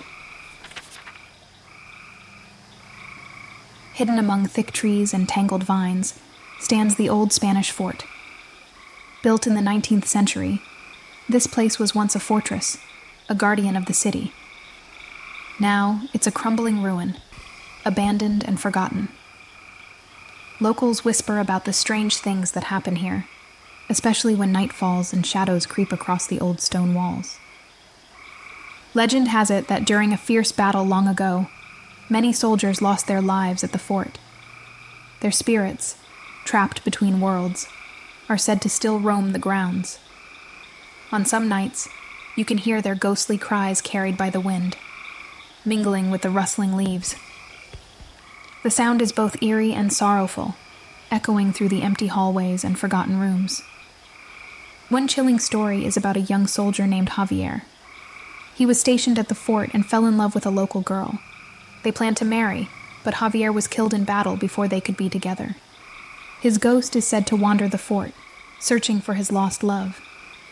Some claim to see a shadowy figure moving through the ruins, as if forever waiting for someone who will never come. There are accounts of strange lights flickering in the fort's windows, even though there is no power or electricity. Witnesses have reported seeing these lights move and dance, as if guided by unseen hands. When approached, the lights vanish, leaving nothing but darkness and a chilling sense of being watched. On foggy nights, the fort takes on an even more sinister appearance. The mist wraps around the crumbling walls and creates ghostly shapes that seem to move on their own. Those who dare to explore the fort during these times say that the fog thickens, making it difficult to see and creating a sense of disorientation and dread. Visitors often describe feeling a sudden drop in temperature as they enter certain parts of the fort. It's as if an unseen presence is trying to make itself known. Some people have even reported seeing their breath misting in front of them, despite the warm weather outside. Local legends speak of a hidden underground passage beneath the fort. This tunnel is rumored to be a place where the spirits of the soldiers gather, their voices rising in a mournful chorus. Those who have attempted to explore the passage say that they feel an overwhelming sense of fear and oppression, as if the walls themselves are closing in on them.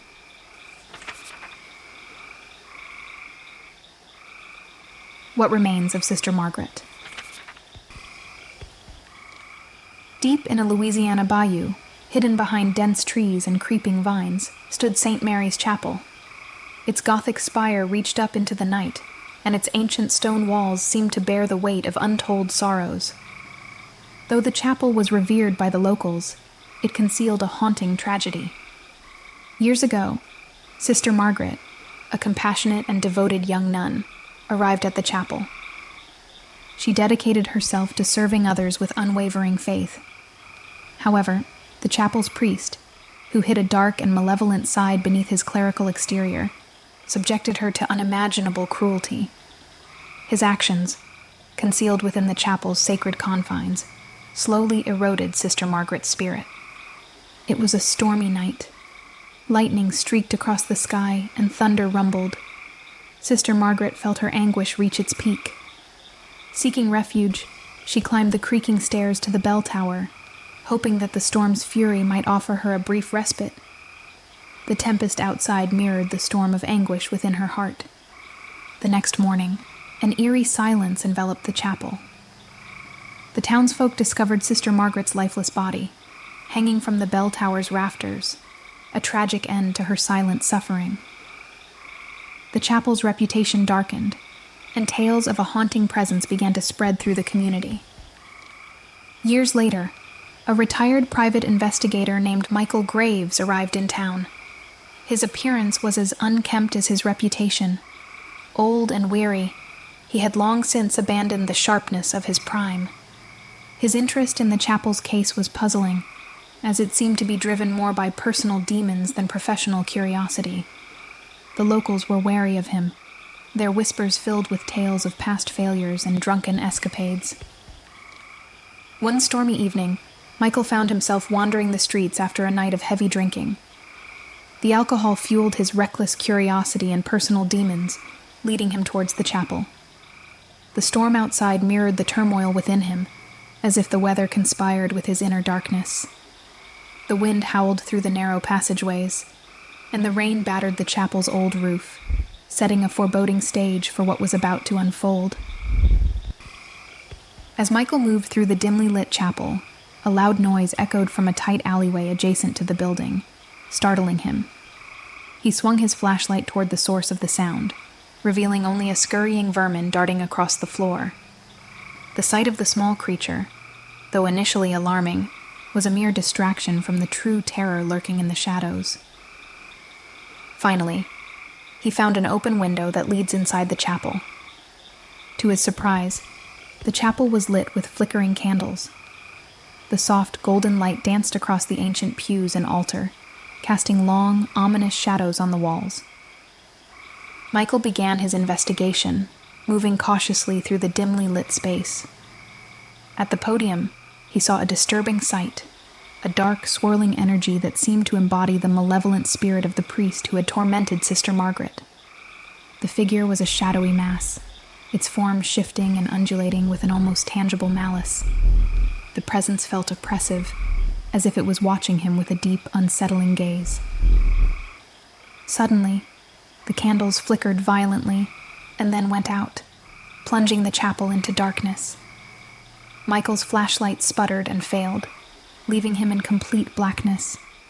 The sudden loss of light heightened his sense of vulnerability, and he could hear the low, guttural murmurs of the dark energy around him. In the oppressive silence that followed, Michael felt an intense pressure around him, as if the walls were closing in. The darkness seemed to thicken, and he could feel the air grow colder. His attempts to find a way out were frantic and disoriented, but every direction seemed to lead him back to the same menacing presence. Desperate to escape, Michael stumbled through the darkened chapel, his heart pounding in his chest. The oppressive force seemed to push him back, and every step felt like wading through a thick, unseen barrier. He could feel the dark energy growing stronger, as if feeding off his fear and confusion. Then, Michael saw a faint light appearing from somewhere in the darkness. It was a comforting glow, and he felt a strange urge to follow it. As he moved toward the light, he suddenly heard a voice, a little girl's voice, that he recognized instantly. It was his long-dead daughter's voice, a sound he had mourned for years. Overwhelmed with emotion, Michael burst into tears, feeling a mixture of joy and despair. Desperately fighting through the thick darkness, he followed the voice and the light. His heart raced with hope as he navigated through the oppressive gloom. Finally, the light grew brighter, and he saw a figure standing in its warm glow. It was his daughter. He rushed to her, enveloping her in a heartfelt embrace. The happiness he felt was profound, as if he had finally found a piece of solace he had lost long ago. Then, everything was gone. By morning, the townsfolk were too terrified to step inside the chapel. They had heard unsettling stories about the previous night's events, and their fear was palpable.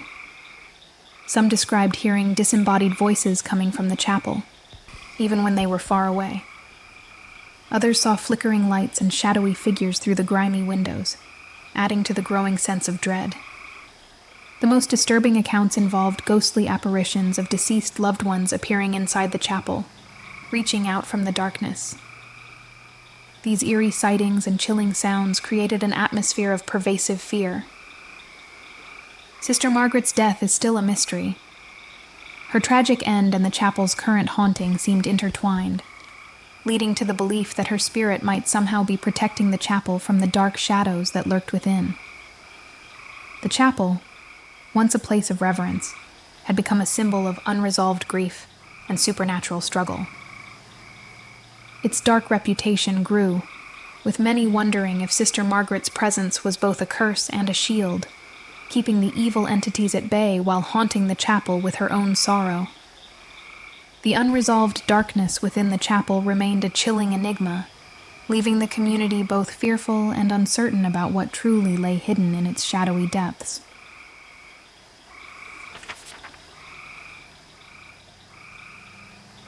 The burden of duty. Located in New Orleans, Spanish Fort stood abandoned, its crumbling walls a grim reminder of battles long forgotten. Rumors spoke of restless spirits that roamed its ruins, whispers of the past echoing through the broken windows and rotting timbers. In the late 1800s, a soldier named Private Jameson was stationed at the fort during a time of strange occurrences. His orders were clear: keep watch, no matter what. On his first night alone, Private Jameson settled into his post, a small guardhouse overlooking the empty grounds. The moonlight cast eerie shadows across the fort, making the broken walls and fallen battlements look like dark, reaching fingers. The soldier tried to ignore the uneasy feeling creeping up his spine as he made his rounds, checking every corner and crevice.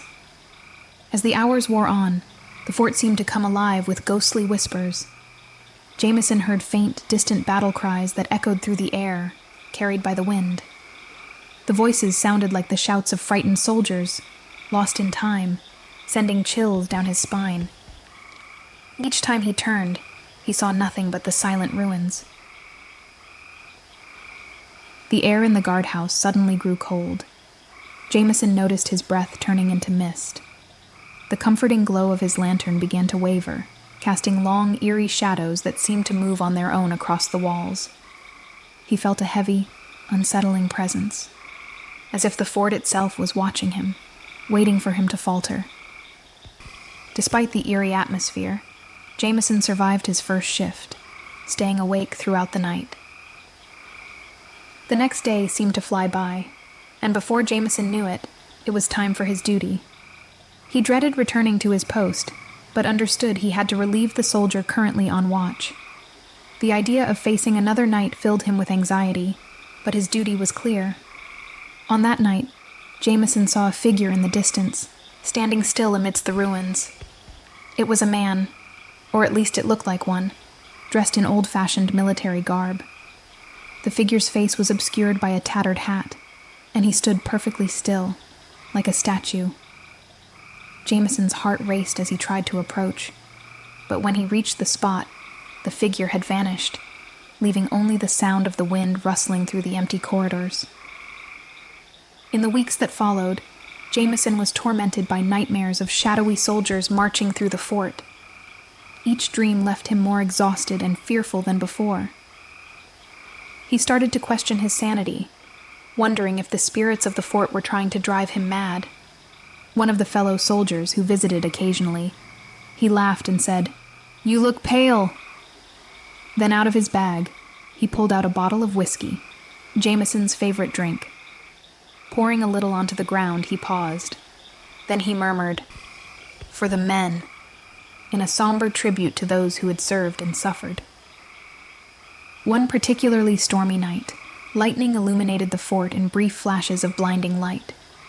Each time the darkness fell back, Jameson thought he saw figures moving among the ruins, their forms flickering like shadows.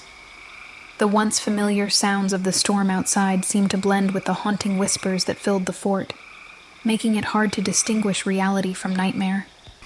Then came the night when Jameson heard a loud bang, like a door slamming shut. He rushed to investigate, his footsteps echoing through the empty halls. The noise led him to a hidden chamber beneath the fort, a place he had never seen before. Inside, he found old, rotting uniforms and discarded equipment, the remnants of soldiers long gone. As Jameson stood in the chamber, he felt an overwhelming sense of despair. The whispers grew louder, and he could almost make out the words, pleas for help, cries of anguish. The air was thick with a palpable sadness, and he realized that these were the voices of the soldiers who had died here, trapped in a loop of their final moments. In the hidden chamber beneath the fort, Jameson stumbled upon a name tag among the remains, half buried in the dust and debris. His breath caught in his throat as he saw the name etched clearly. Private Charles Jameson. He stared at the tag, his heart pounding, unable to process what he was seeing. It was his own name, and the realization struck him like a bolt of lightning. Jameson stood frozen, his mind racing as he struggled to understand the horrifying truth. The eerie silence of the chamber seemed to press in on him, amplifying his growing sense of dread. He began to piece together the fragments of his situation. The coldness, the whispers, the shadows, everything now felt different, more sinister. The chilling revelation dawned on him with a crushing weight. He had been dead for a long time. The fort was not just a place of haunting memories, but his own eternal prison. The realization that he was trapped in a ghostly loop, condemned to relive his final moments over and over, left him in stunned silence. The air in the chamber felt heavier now, filled with the oppressive knowledge that he was one of the lost souls haunting the fort, forever bound to the place he had once guarded.